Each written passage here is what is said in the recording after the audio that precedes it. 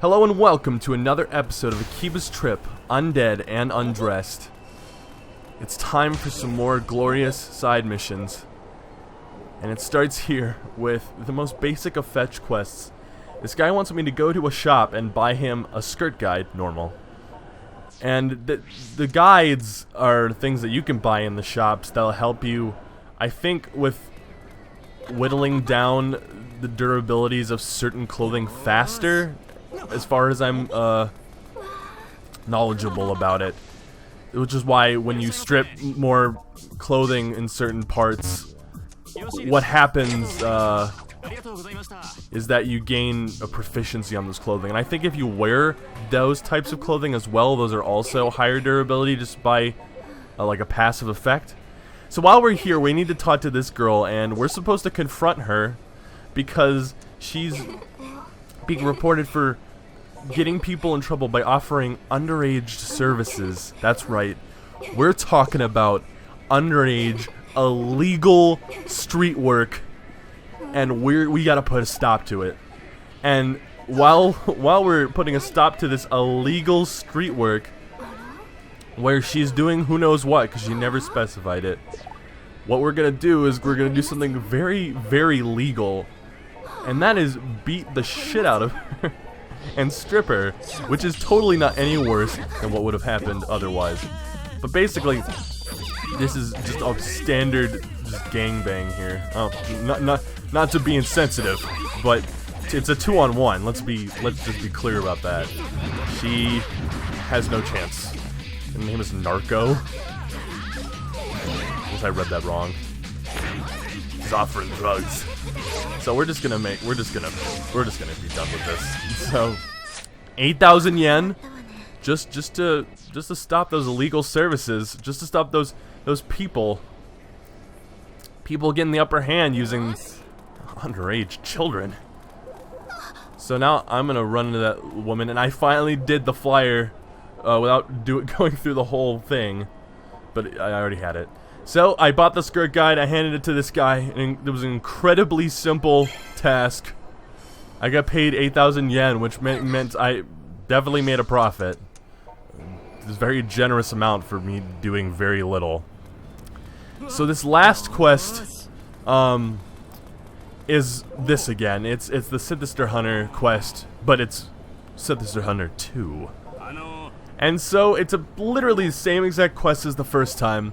We have to defeat, I think it was 3 the first time, and now we have to defeat 4. And as you know, as I've explained it before, I have to get into an encounter 4 times. I can't just defeat 4 Nighteaters in an account.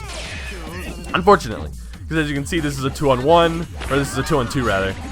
But if I defeat 2 of them, it doesn't mean I've beaten 2, it just means I've beaten 1, because it's counting encounters and not enemies. Now luckily, this isn't going to take very long. As you can see, pretty quick work. Except for that guy with the hat.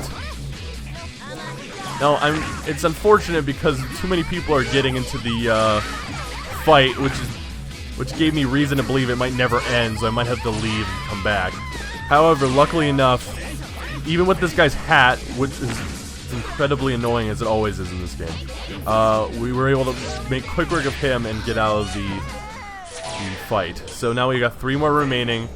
Annoyingly enough, I got out of the encounter, and then I got back into another one. And because there was such a short turnover, the game's not going to recognize it as anything different than the encounter we were just in.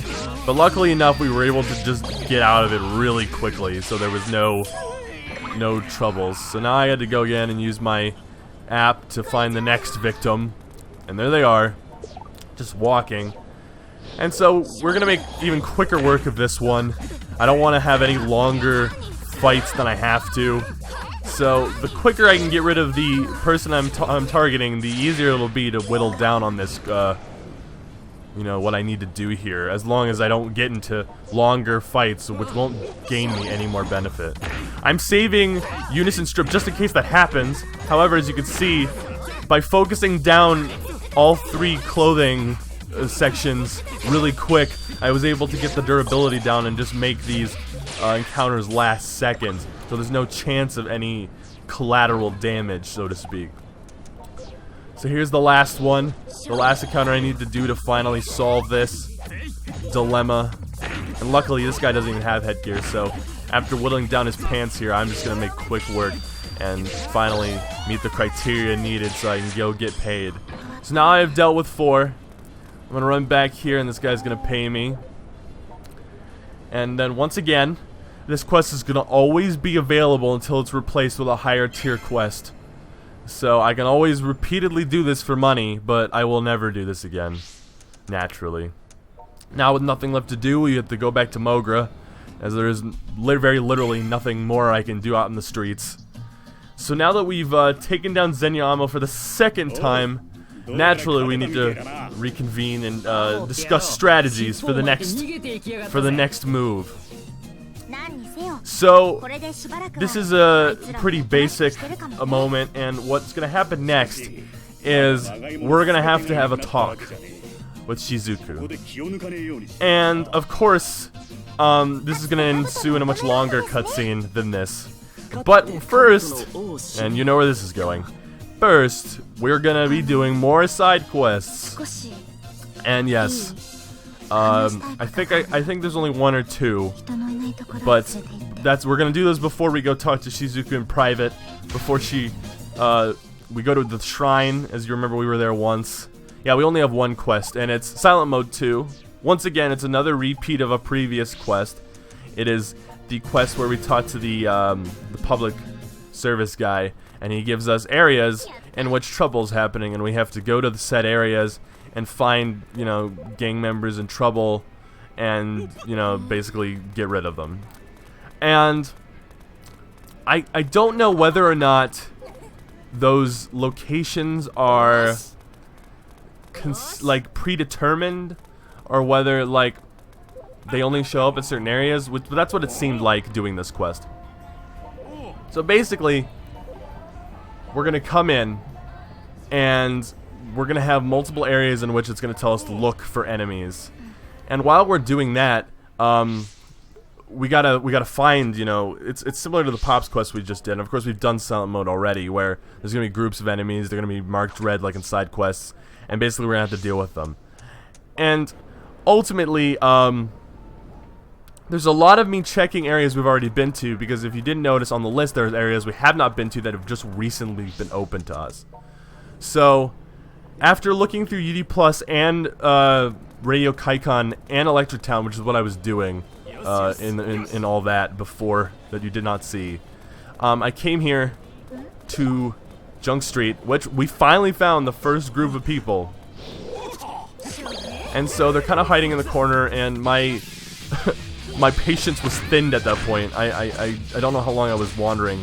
All 3 of those other areas were places that were on the list, but I'm pretty sure that that there's only 3 areas that these guys show up at, and you have to find them in those areas. So we had to go here first. And of course, this was the only other area on the list that I had, you know, easy access to due to fast travel. So after making fairly quick work of these guys, which mostly the extension on this battle was mostly due to this chick, who I don't think was involved from the beginning, but she jumped in, and of course she had headphones, which makes her a much more annoying opponent. But Shizuku went in there for one of those crazy spin attacks. I finally messed up the chain strip there, because I thought they weren't going to go for the headgear yet, and as you can see, they did. So kind of struggling to get this done, but after this headgear grabs, and now we're pretty much done. We just have to take out the skirt right here. Though, as you can see, in this case, the delinquents are only construed to who is involved in the quest, so all these extra guys are not really important. As you can also see, they pull my pants off, which is, I think, the first time that's ever happened, though I might be wrong. However, we are not going to get these pants back. Now, I'm not very heartbroken. As you know, I haven't been upgrading my clothing at all, which means that all the clothing I've had in my inventory is basically up for grabs with about the same durability. As you can also see, I did not skip the cutscene there, and it's not because I didn't want to, it's because I couldn't. For some reason, during this whole time, all the Shizuku Unison Strip cutscenes were not skipping, which is fine. They're not incredibly long or anything. So here I'm just gonna throw on some striped pants. They're the same durability as the pants I was wearing before. I did not upgrade them very high. This is deliberate. I do not think it's entirely necessary. If it gets to be a huge problem, maybe I will think it's necessary, but right now, I have not been having very much of a problem due to just sheer brute strength. Kind of like a barbarian build going on. So now the other two areas that show up are Akihabara Park and Showa Street Exit, which are not on the map, which means we have to find them. And of course, finding them means going and looking for areas that are south of here, which are not on the map either. Now, of course, I accidentally went to the main street, so instead I had to double back and you know, saved you the trouble. So we're going to double back, we're going to go this way, and this is going to take us towards Akihabara Park. We're not going to get there immediately. There's a junction area right here. It's the Yodobashi area. And this is like a big, this is kind of like a street area. And, of course, we're going to get donation collector right off the bat. I'm going to be nice, give them 100 yen, you know, clear my conscience. And so, I was trying to find the exit to the right way. It was in the opposite direction. This takes you to UD+. As you might have noticed earlier in the game, this area was not open at first. There was no way to go here and go to a separate area. I'm not 100% sure when this opens. I think it's very, like, now in the game is when Akihabara Park and the other areas open, because before then you never get a quest that ever sends you here directly, and the main missions never come here. And now they will, because now place is open. So I was trying to check here if this was the right area, and it is. This is Akihabara Park, and lucky for us, right outside of this exit, here they are, the delinquents. And so we're gonna make very quick work of these guys, because I want to get this quest over with. And of course, we only have one more area to go after this. And so, to make quick work of these guys, I'm just zoning in on their pants pretty much. One of the guys has a hat, and of course, I want to get that over with as soon as possible. They have boxing gloves, which are pretty fast. They're not slow weapons, and unfortunately, I tried to block against that attack. Now, while Shizuku's taking care of that guy, his hat durability's been worn down enough to be chained, which is going to make dealing with the rest of him a lot easier, as you can see. Now that we've gotten rid of those delinquents, we're once again placed in a battle with guys that I don't have to fight. However, at that point, I was just, you know, bonus damage. I thought, you know, might as well make quick work of these guys. It can't take that long, and as you can see, it didn't. So I quickly am just going to pick up some fodder. Now, I initially go this way, but remembered about halfway through, I think after I got this flyer, that Showa Street's in the opposite direction. That does not take you to Showa Street. I believe that takes you to the Kaikon, which we don't want to go to. So I kind of had to think, and I was like, oh right, there's a separation. That's where Showa Street is on the map. So it's back here towards this garage-looking area, and I remember that about halfway doubling back. And this takes you to the Showa Street exit, which is another way to exit the game permanently. Which I'm not really sure why you do that, to be quite honest with you. I did already explain that it's permanent, or I think it's permanent if you save over it, and that it restarts the game. Though I'm not sure the immediate benefits, other than it acting kind of like an early new game plus. So here, finally, near this escalator, we got one more group of delinquents to take care of, and of course, I want to make quick work of these guys, as I always do.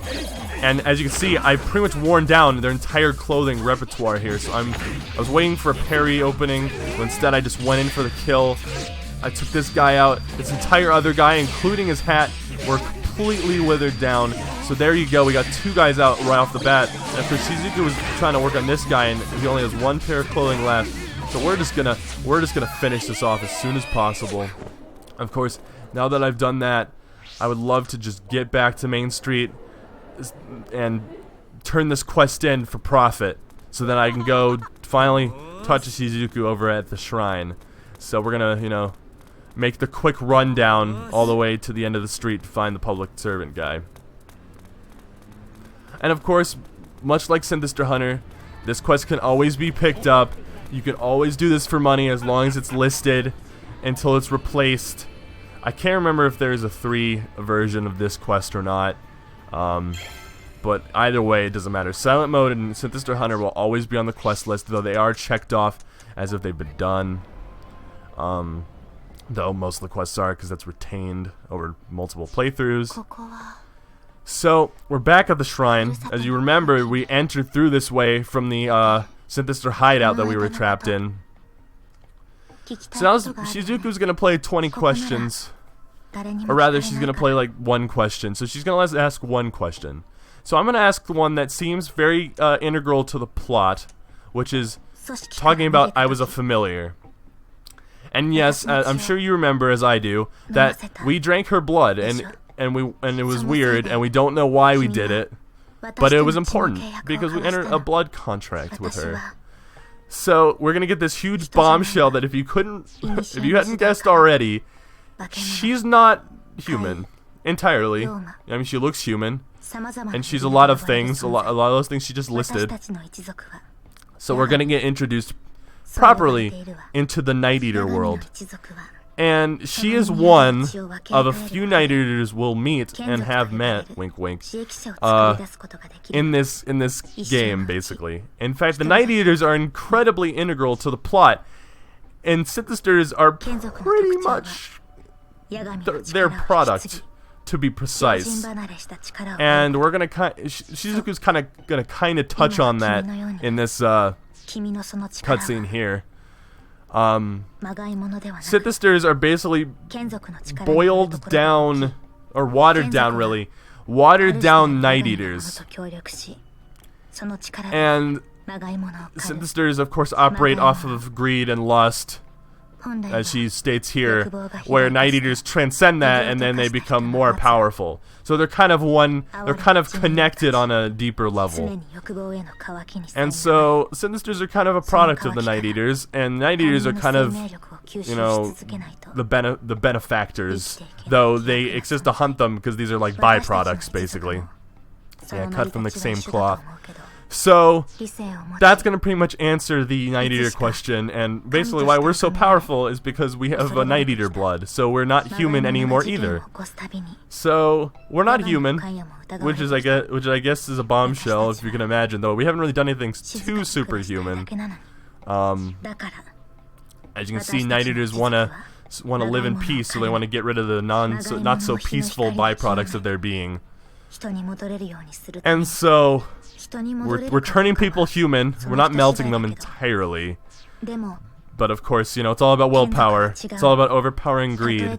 Very powerful message that this game is trying to teach us. So yes, we can never be human again, according to Shizuku. Which, I hope you didn't cherish your humanity in this game, because, well, it's gone. We're gone. Our very cells have been rewritten. The DNA has been restranded, so basically our life was saved so that we could not die, but we sacrificed our humanity. Always a great, you know, pact to make. And so that's basically the only question she's gonna let us answer. We get a choice of questions here, and of course I want to ask about the Ren connection, but she's not gonna go into it. She's being a little sketchy on it. She's not quite going for it. So we will get another chance to learn more. The game's just slowly revealing things to us, but the Nighteater question is the very important one, because it's really integral to the plot. That's like the most important, because we're not human now. And if you really valued being human in this game, I'm sorry, your heart might not be able to take these next moments. So yes, we're gonna go back to Mogra, and she's gonna spill the beans that not only is she not human, she made us not human either. So, yes. So Kihachi's sending us another email, wondering where the hell we are. So we're gonna go back to Mogra, and we're gonna drop this bombshell on, or she's gonna drop it for me, this bombshell on everybody about our humanity being, you know, not so much so anymore. And oh yes, it's gonna be, ooh, how are they gonna react, I wonder. Shizuku seems very pained to admit this, and of course we're not gonna see it, but we're gonna see the aftermath. It's heavy. Everyone's taking it differently about non-humanity, and they're trying to swallow this one. Of course, Kati is the one who's gonna take it the best, because I don't know. I think she could see a man shot in the street, and probably Kati would still find a way to spin it with a silver lining, which is why I like her as a character. So everyone's naturally in the vein of this game's atmosphere. This game, everyone's gonna take it pretty well. They're gonna take it in stride. They're gonna be like, "Oh, it's cool. You're superhuman. I can dig." Basically, always dreamed of having superpowers. And Pops is like pretty like, yeah, just have a room, man. Have a room. Human or not, you know, what are you, lizard woman? Go have a room. Very kind people. So they're gonna wonder whether I'm okay with it or not. My shedding of humanity, and of course, not really. I'm gonna talk about anime. Naturally, it's the only good choice here. It's not the upstanding choice. They're gonna call me a neckbeard, which is very hurtful. Don't do that. It hurt my feelings. So Pops wants us to take this seriously. Though I'm not. And Nana's gonna take it seriously because as her brother, I'm gonna be not human anymore. She's gonna wonder whether that's gonna have any real consequence. She wonders whether I've turned into like, I don't know, Nessie or something. And of course I haven't. I really kind of look the same. And Toko's gonna make very light of my humanity, which would be offending or offensive if I guess if I felt that way. So they're gonna talk about the nuances of my powers and my being, which of course I'm not gonna really look too deep into it, guys. So Nana's gonna go to bed in her little closet. Pops is gonna, you know, kind of be like, yeah, this is cool. And of course, Kati's gonna jump in. Kati's gonna jump in and bring the light back and bring the happy music back. The score changes soon. Everyone's kind of dwelling on our lack of knowledge here. But yes, here comes the happy music. Kati's gonna bring in that Genki spirit. Oh yeah. And of course, they're gonna bring us back to the light side. So we're gonna look at silver linings here before we go to our next mission. Before we get back out there. So, of course, we're gonna get all pumped up. So we're gonna go back to patrol. But with all this, you know, story, we've been dragging on a little long. So I think I'm gonna end this episode here. Thank you for watching, and I hope you stick around for further episodes. I always appreciate it. And of course, I hope I will see you next time. Thank you.